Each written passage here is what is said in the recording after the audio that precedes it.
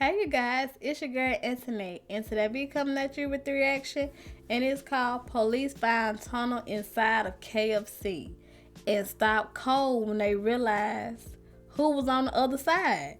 Who the world was on the other side of this tunnel? Oh my god, like was it somebody scary or something like that? Like what were they doing in there? How long have they been there? Like what are you on the other side of this tunnel for? Like, we all know things are bad, but is it getting to digging in a tunnel inside of upside of buildings bad?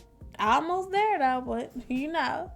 But don't forget to like, comment, subscribe, turn your notifications on so you can see me. And let's get into this video.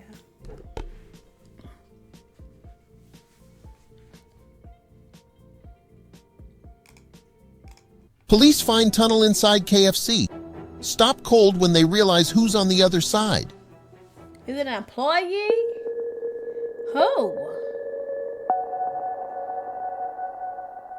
Officer John Irwin had seen a lot during his time working for U.S. Immigration and Customs Enforcement, but he had never seen anything like this.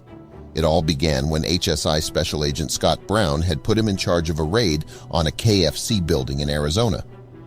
Brown had received an anonymous tip-off that led him to believe that the fast food chain was hiding more than their trademarked 11 secret herbs and spices. Locals of San Luis remember a time when they could grab a bucket of fried chicken just 200 yards away from the Mexican border.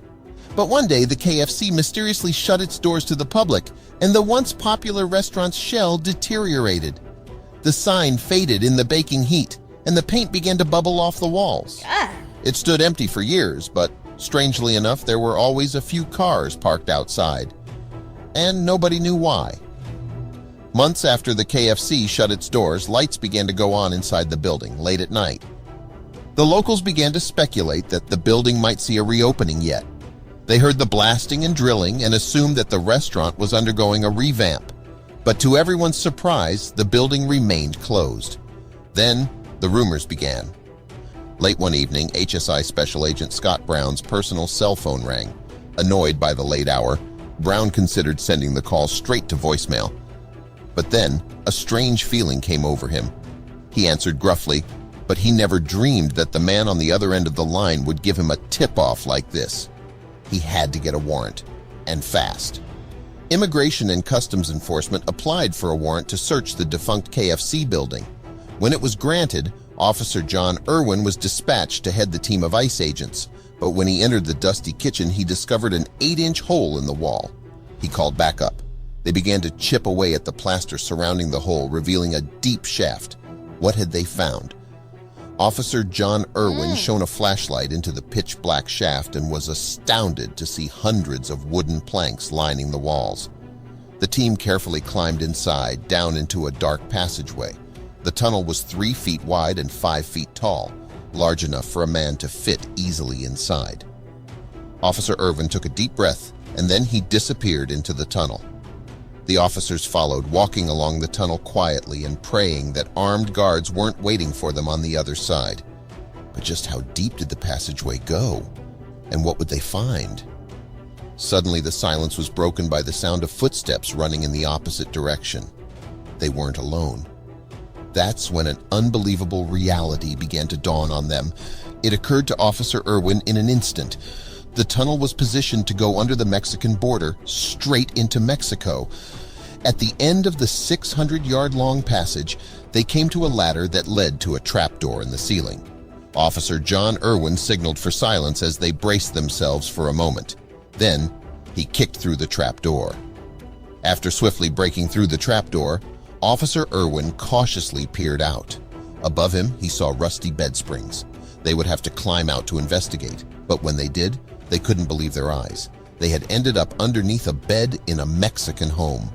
Then, Officer Irwin noticed the long rope next to the trapdoor's entrance, but he didn't have time to inspect it.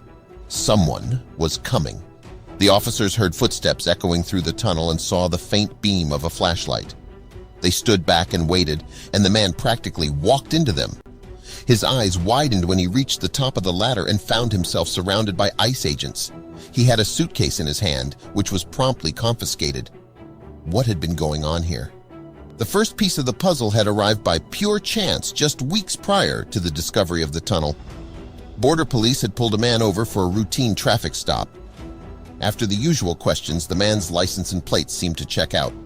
The officers were about to let the man go on his way when suddenly their service dog took one sniff at his trailer and went ballistic. The officers searched the trailer and found 2 toolboxes, but when they cracked them open, they were floored. On closer inspection, both boxes contained illegal substances. The man named Ivan Lopez was immediately arrested, but delving deeper into the man's history exposed a brazen operation that no one had seen coming. Lopez's freedom had come to an end, but his legacy had just begun.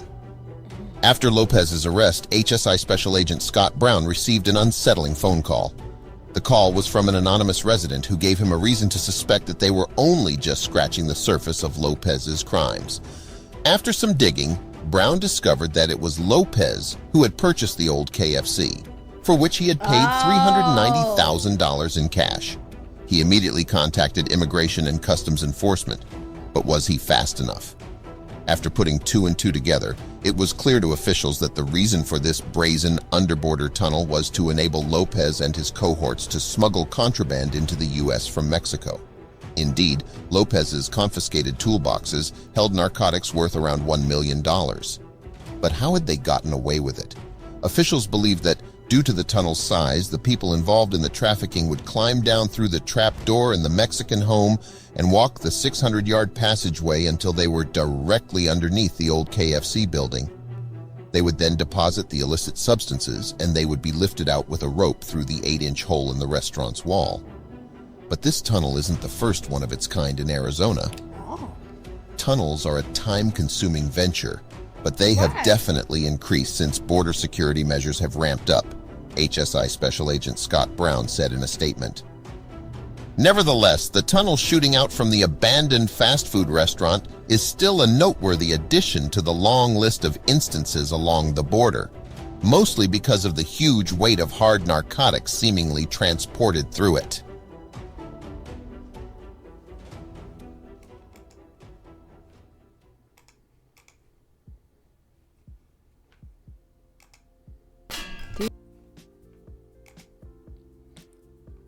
I was not kind of expecting that. Like, really, drugs?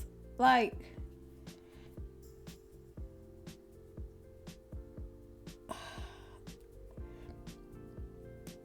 I can understand the guy was just trying to like come over here like illegally, just trying to make a better way. But you didn't purchase a whole KFC. I mean, but hey, I guess they need their stuff the way they get it. I have no clue. But you tell me what y'all think about this video, you guys, and I will catch y'all in the next one because I don't have a thing to say. Like, I thought it was gonna be something like scary up in there, like a monster or something like that. Not something like that, but then when they said it was closer to the border, I was like, okay, I kinda see what we finna be getting some illegal people coming in. Not illegal substances. I'll catch y'all next one. Bye, you guys.